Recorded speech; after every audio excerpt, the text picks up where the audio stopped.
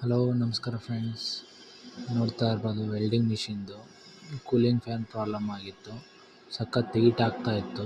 CO2 ಹಿಸಾಬು welding machine 2.5 MFD ನೋಡ್ತಾ ಇರ್ಬೋದು ಹೋಗಿದೆ. ಕೆಪಾಸಿಟ್ರು ರಿಪ್ಲೇಸ್ ಮಾಡಿ ಹೊಸದು ಹಾಕಿದ್ದೇನೆ. ಇವಾಗ ಈ ಸರ್ಕ್ಯೂಟ್ ಬೋರ್ಡಿಂದ ಬರ್ತಾ ಇರುತ್ತೆ ಸಪ್ಲೈ ಇಲ್ಲಿಗೆ ಫ್ಯಾನ್ಗೆ 230 ವೋಲ್ಟೇಜ್ AC.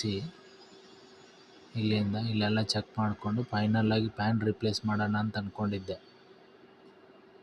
ಫಸ್ಟ್ ತೊಗೊಂಬರೋಣ ಅಂತ ಫ್ಯಾನ್ ತೊಗೊಂಬಂದಿದ್ದೆ, ಹೊಸ ಫ್ಯಾನು. ಆಮೇಲೆ ಪ್ರಾಬ್ಲಮ್ ಒಂದೊಂದೇ ಟ್ರೇಸ್ ಮಾಡ್ಕೊಂಡು ಬಂದಾಗ ಅವಾಗ ಗೊತ್ತಾಯಿತು ಕೆಪಾಸಿಟ್ರ್ ಪ್ರಾಬ್ಲಮ್ಮು ಅಂತ. ಬೋರ್ಡಿಂದ ಎಲ್ಲ ಚೆಕ್ ಮಾಡ್ಕೊಂಡು ಸಪ್ಲೈ ಆಮೇಲೆ ಬಂದಾಗ ಕೆಪಾಸಿಟ್ರ್ ಹೋಗಿದೆ ಅಂತ. ಈ ಸೈಡ್ ನೋಡ್ಬೋದು ಇಲ್ಲಿ ನೋಡಿ ಕೆಪಾಸಿಟ್ರ್ ಬಾಟಮಲ್ಲಿ ಲೆಗ್ ಎಲ್ಲ ಓಪನ್ ಆಗಿಬಿಟ್ಟಿದ್ದಾವೆ, ಎಲ್ಲ ಆಚೆ ಕಡೆ ಬಂದುಬಿಟ್ಟಿದ್ದಾವೆ. ಇವೆಲ್ಲ ಕನೆಕ್ಟ್ ಮಾಡ್ಬೋದು. ಹೀಟಿಗೆ ಅಷ್ಟೊಂದು ಹೀಟಾಗಿ ಎಲ್ಲ ಆಚೆ ಕಡೆ ಬಂದುಬಿಟ್ಟಿತ್ತು. ಇವಾಗ ಹೊಸ ಲೆಗ್ ಮಾಡಿ ಹಾಕಬೇಕು. Okay, thank you.